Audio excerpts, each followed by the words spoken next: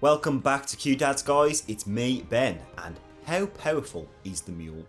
So, the Mule is a powerful being with a mentalic ability to control the thoughts, emotions, and minds of others. Now, so far in Season 3, we've only seen him in 2 episodes, but already we're starting to question, where are his limitations? So for me, the Mule is one of the most powerful characters that have been introduced into Foundation so far. Now, unlike many of the other threats in the galaxy, the Mule is not a conqueror, through kind of brute force or even political manipulation. His weapon is his mind. So as we dive deep into how powerful he really is, just remember, we cover this from a TV show only, so please, no book spoilers. 1, 2, 3. Now, the Mule can fundamentally alter a person's feelings and beliefs. Love, fear, loyalty, despair, you name them, he can alter them. But he can manipulate these deeply, overriding a person's natural inclinations and reshaping their sense of reality. Now, in the first episode of Season 3, we saw an army surrender to him, not because they were defeated on the battlefield, but because their very will to resist was stripped away. Now, there was a question about how many minds he did actually control, but I will come back to that in a moment. And then in episode 2, we saw him take on the Archduke's daughter, where he controlled her mind to ultimately pull a gun upon herself in a way to command the rest of the army through fear alone. But yet, there was a small moment in the scene where he asked her to return the gun and she refused, which then makes us question the limitations of his power. So, does the Mule possess the power to not only control minds, but continually shift and reshape the tasks that impose upon them? So is his influence fluid, allowing him to revise commands on a whim? Or is it a little bit more rigid? So, once a mental suggestion is implanted, it's locked in, unable to be retracted, only postponed or the priority of it removed. Perhaps he can override earlier instructions only by stacking on new directives on top, layer upon layer, until the mind's manipulating begins to fracture under the weight of all these conflicting compulsions. And then there's the question of energy. So how much psychic effort does it take for the Mule to alter a person's behaviour, especially for something that's relatively small, like issuing a simple command? Is there a limit? 3 or 4 significant mental pushes before he needs to rest and recover?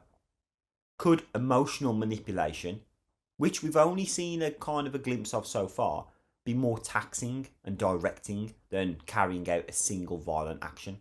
After all, reshaping someone's feelings like love or fear, even devotion, might require deeper and longer lasting influence than just bending them to perform a physical task. more than anything! Now, this then leads me back to episode 1. So, the battlefield scene was filled with bodies, tension, and chaos. Now, are we really to believe that the Mule was controlling everyone at once? For me, it lacks credibility. A more plausible theory is that he only manipulated a few select individuals, perhaps the pilots in the ships, perhaps a handful of ground soldiers, whose actions then, of course, triggered that chain reaction. And as kind of confusion and betrayal spread across those, especially on the ground, obviously everyone just naturally reacts with fear and self-defense. So from us as the viewer, what we thought the Mule was controlling everyone at once actually was just a small percentage of those, and everyone was just retaliating. And then as more people fall, he can then alter and just switch to a few different key players. So in this way, the Mule creates an illusion of mass control, while actually only exerting influence only a critical few players, and making him seem more dangerous than he actually is. And then again, how far does his reach extend? Now, we know he has the ability to mentally influence others across space. Now, he reached through the walls of a ship and into the minds of its passengers. Now, more strikingly, he appears capable of creating these visions, as we saw, with that communication between Gale. And this suggests that his power may tap into a space between thought and reality. And all of this implies that the mule is tremendously powerful, possibly too powerful, but yet something doesn't quite add up. So the mule seems to rely on a much more psychological manipulation and charisma as he does on raw mental force. So he targets key individuals, knowing that if he turns them, or just one or two, on his side, others will follow naturally. He doesn't need to control everyone, only the right someone. Which could be a reason while he's trying to find Gale. If he could potentially control Gale, he is then almost has an untapped potential, considering that Gale is a very, very strong mentalic. Now, another thing I want to talk about is that some people appear to be more vulnerable to his influence. Not necessarily weaker minded, but perhaps less self aware or more emotionally exposed. In contrast, you've got figures like Gale, Harry, and possibly even members of the dynasty with the Cleons. They seem more resistant. Maybe it's their intellect or even their self possession that kind of makes them harder to sway. Now, as the story unfolds, we'll likely see the boundaries of the mule's powers tested. But for now, the biggest question lingers in the shadows. Is the mule truly unstoppable? Or is he hiding a flaw, a limitation, a vulnerability that he's desperately hoping that no one will see? So we've already begun to question the boundaries of the mule's powers. But what if some minds are simply not readable? Or worse for him, completely impervious to his thoughts? Take Demoiselle, for instance. She's not human.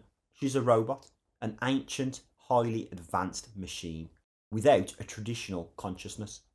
So she doesn't think or feel like biological beings do. She processes, she calculates, she executes her directives. And the mule, no matter how powerful, is likely not going to be able to infiltrate the mind that truly isn't alive. So in this sense, Demoiselle may represent a rare form of resistance. One the mule can't reach, manipulate, or even fully understand. So does that make Demoiselle his biggest threat? And then there's the matter of the Cleons. So of course, these are clones genetically engineered and conditioned from one birth. These versions of Empire are built to be predictable, consistent, and loyal to the idea of Cleon the First. But does that make them easier or harder to control? On one hand, you've got kind of like a pure mind that might be susceptible to thought and easily manipulated. But on the other hand, they're also heavily shielded by their conditioning and ego, a sense of superiority, self-importance, and that may provide a bit of a psychological armour against an invasion from the mule. So could the mule shatter that? Or could their arrogance be the greatest obstacle? And then, of course, we have the return of Harry. So perhaps the most formidable mind in the galaxy. Not only is Harry intellectually unmatched, but his existence now straddles the two worlds. A man who once lived and a consciousness that exists digitally. Now, the mule may be able to read his human emotion, but can he manipulate something that's essentially code and a memory? Harry is almost unreachable in a sense, and especially the fact that his human body is now no longer available. Will this again cause a threat to the mule? And then last up, we have Gale and her band of mentalics. So they're trained in both sense and, to protect their minds from outside influence. Now, they stand as kind of a wall between Gale and the mule, and whatever this future is he's trying to shape. But yet, with all their preparation, it seems that, they may struggle to resist him. So if one man, however powerful, can overcome an entire group of trained mentalics, then what does that say about the scale of his power? Is it unlimited? And is there anyone else that can match his power? So, despite the immense strength and despite his psychic reach, the mule is just one individual. Yes, he can target key players and bring empires to their knees with a whisper. But the galaxy is vast. Resistance grows, minds adapt. And if the likes of Harry, Gale, Demoiselle, and even Empire are standing at the edge of that resistance, then the mule might soon find himself facing far more dangerous numbers and weapons than he even realises. Because once his methods are known, and once the illusion of that kind of invincibility begins to crack, those who once feared him might start to resist. making his journey of controlling people's emotions and thoughts a lot harder. I have to find Gaeldor. And the final thought or potential blocker that I wanted to discuss is age. Now, does age play a role in this? Possibly, younger minds like the Archduke's daughter that we saw in episode 2, was easily swayed. Was that because she was young? Whereas older individuals with firm beliefs and life experience could be more difficult to sway. However, the mule's control doesn't rely on logic or reasoning. It's about feelings, not thought. So even the wise and aged are not automatically safe. And if we go on that logic for a second, that his powers are derived from feelings, then surely someone like this new version of Day, who seems like the most unlikely person to stop the mule, but because he's so caring and kind, is that something that's less controllable by the mule, or is it the other way around?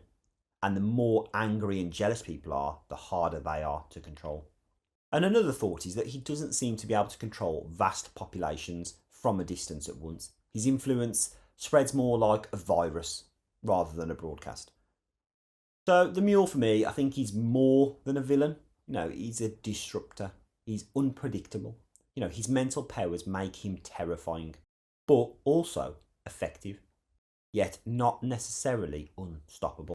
So there are still questions surrounding the edges of his abilities. Who can resist him? How far can he reach? And whether emotion itself is the greatest strength or weakness. So of course, is there anything out there that can actually stop the mule? Are we looking at more things like the black hole bomb? Is that something just wipe him completely out of the galaxy?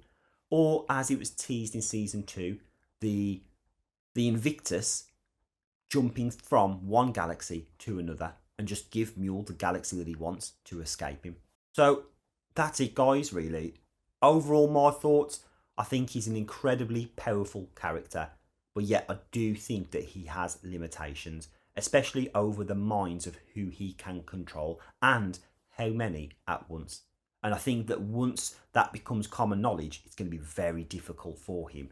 And that ultimately might lead to that end battle where it's just him and Gale. But of course, it's not about me. Let me know your thoughts in the comments. Do you think that the mule is incredibly powerful? Do you think he's unstoppable? Do you think that things like age or feelings like anger and love are more susceptible than others? Let me know your thoughts, but do remember, guys, no book spoilers. So if you do know how powerful the mule actually is, don't put it in the comments. Just hint towards us, entertain us, guys.